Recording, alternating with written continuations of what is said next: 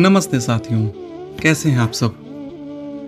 कलकत्ता की हमारी इस यात्रा में आज हम सब जा रहे थे तीर्थों में तीर्थ गंगा सागर की यात्रा पर। वो कहा गया है ना, सारे तीर्थ बार बार, गंगा सागर एक बार। गंगा सागर एक अद्भुत द्वीप है जो बंगाल तट से कुछ ही दूरी पर स्थित है। गंगा सागर गंगा नदी और बंगाल की खाड़ी का मिलन बिंदु है।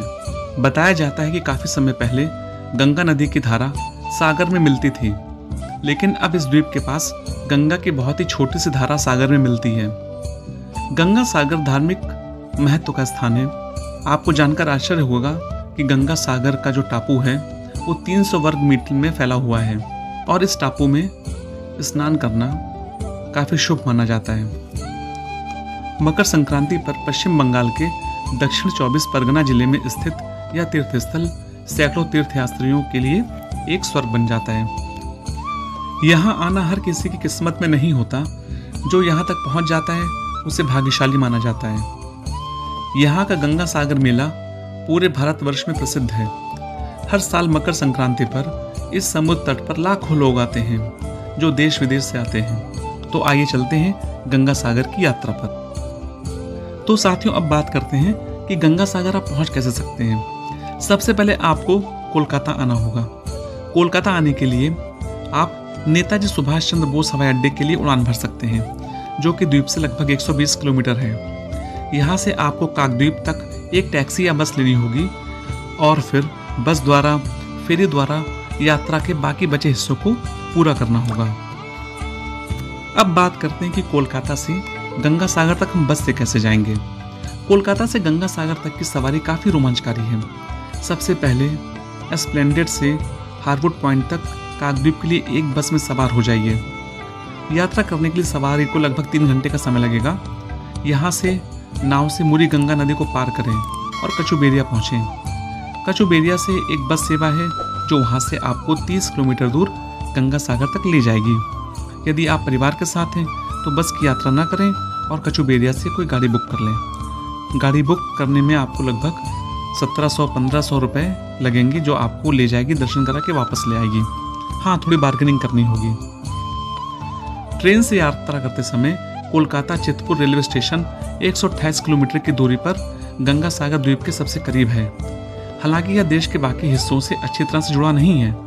आप हावड़ा स्टेशन या नामखाना स्टेशन पर भी उतर सकते हैं। चाहे आप किसी भी स्टेशन को चुनें, सागर द्वीप तक का सफर अभी भी टैक्सी, बस और फेरी का ही द्वारा संभव है। और गंगा सागर जाने के लिए हमें यहाँ से एक गाड़ी बुक करनी थी। यदि आप अकेले आते हैं तो गंगा सागर के लिए बसें भी मिल जाएंगी, जो मुश्किल से 60-70 रुपये में प्रति व्यक्ति वहाँ पर उतार देती हैं। छोटी गाड़ियाँ भी चलती हैं जिनका किराया भी लगभग इतना ही होता है। लेकिन यदि आपके साथ परिवार है तो मेरी राय मानिएगा, आप एक गाड़ी बुक जरूर कर लीजिएगा। गंगा सागर समुद्री इलाका है, इसलिए काफ़ी नम रहता है।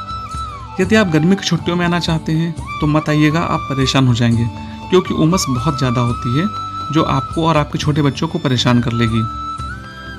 पूरे देश में जितने भी कोस्टल एरिया हैं, समुद्री इलाके हैं, उनमें घूमने का सबसे अच्छा समय है नवंबर से लेकर फरवरी लास्ट तक। तो यदि आप भी गंगा सागर आना चाहते हैं तो आप नवंबर से लेकर फरवरी तक की सर्दियों की अवधि के दौरान ही आएँ तो बहुत अच्छा होगा। मकर संक्रांति के समय मध्य जनवरी की अवधि भी द्वीप पर जाने का एक शानदार समय है, क्योंकि द्वीप पर भव्य उत्सव होते हैं, जिसमें से एक विशाल गंगा सागर मेला भी शामिल है। कम नमी और सुहावने मौसम के साथ इस द्वीप का सर्दियों में बेहतर आनंद लिया जा सकता है। तो आप जब कभी भी आए तो सर्दियों में ही आए। गंगा सागर की यात्रा करने के लिए कुछ टिप्स जान लेते हैं जो आपको पूरी यात्रा में काफ़ी ज़्यादा हेल्प करेंगे। यह समुद्री इलाका है, इसलिए यहाँ पर सांप काफ़ी होते हैं। बेहतर होगा कि आप अपने साथ सांप के काटने से बचने वाली दवा लेकर जाएं। मच्छरों से बचने के लिए एक मॉस्किटो नेट भी अपने साथ लेकर चलें। यहाँ पर बिजली की आपूर्ति अस्थिर है, इसलिए गंगा सागर अगर आप आ रहे हैं तो अपने साथ कोई इमरजेंसी लाइट या टॉर्च जरूर लेकर आएं।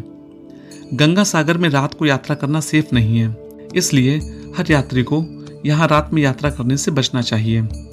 यहाँ पर कूड़ा फेंकना प्रतिबंधित है, इसलिए निश्चित जगहों पर ही कूड़ा फेंकें।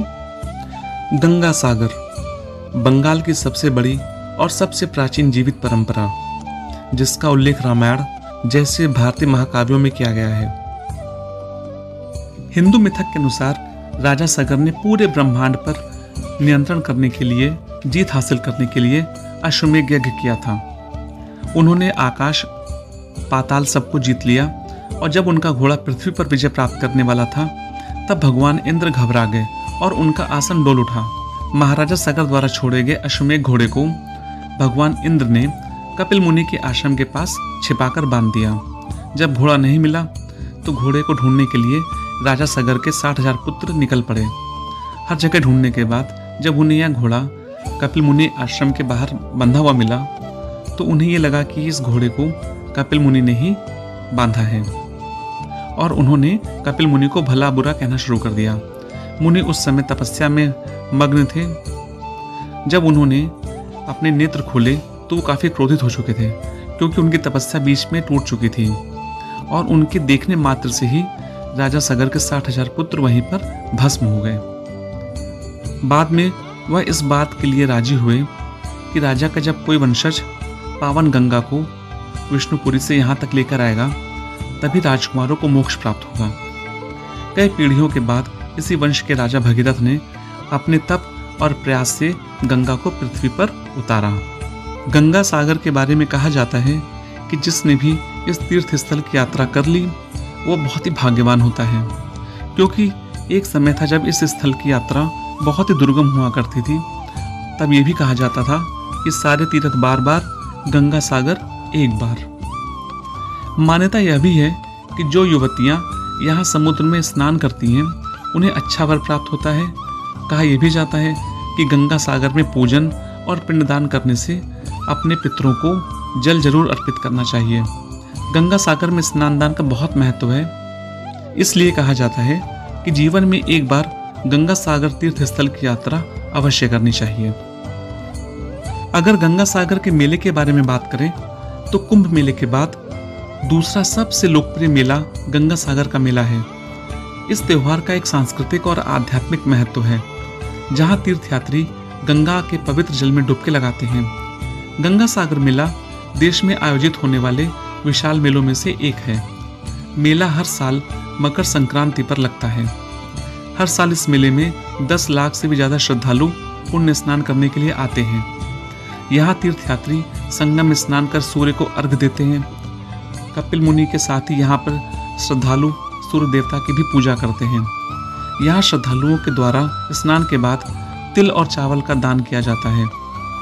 यहाँ पर इस दौरान नागा साधुओं के साथ महिला सन्यासी भी नजर आती हैं।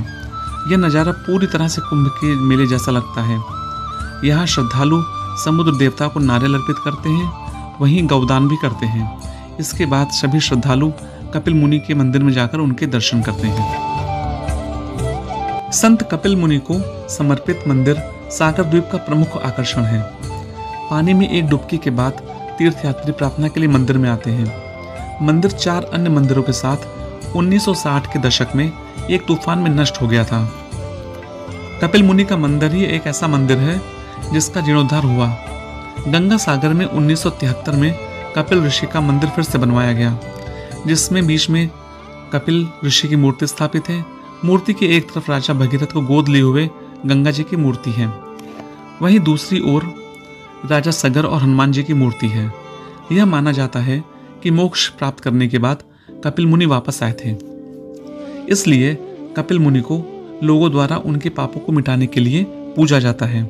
और कपिल मुनि का यह मंदिर सागर तट से मुश्किल से 500 मीटर पर है। यदि आप चाहें तो पैदल भी आसानी से आ सकते हैं। सागर तट से मंदिर दिखता है।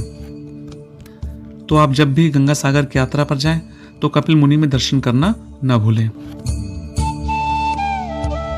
गंगा सागर में स्नान करने के पश्चात अब आपको भूख लग चुकी होगी, तो बहुत दूर नहीं चलना है। कपिल मुनि के मंदिर के पीछे ही आपको कई सारे ढाबे मिल जाएंगे जो बहुत ही नॉमिनल चार्जेस पे आपको भरपेट भोजन देते हैं, और भोजन भी बहुत ही उम्दा क्वालिटी का।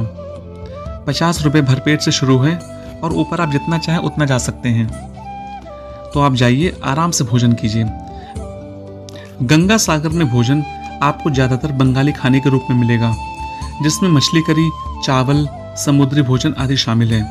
कुछ चाइनीज़ और कुछ नॉर्थ इंडियन फूड भी यहाँ पर आप ले सकते हैं। एक प्रमुख पर्यटक आकर्षण होने के नाते इस जगह में खाने की पर्याप्त सुविधा है। यहाँ पर भोजन तो उपलब्ध है, लेकिन जब किस्मों की बात आती है तो विकल्प सीमित होते हैं। साथियों, अब बात कर लेते हैं सबसे इम्पोर्टेंट चीज़ की, वो है बजट।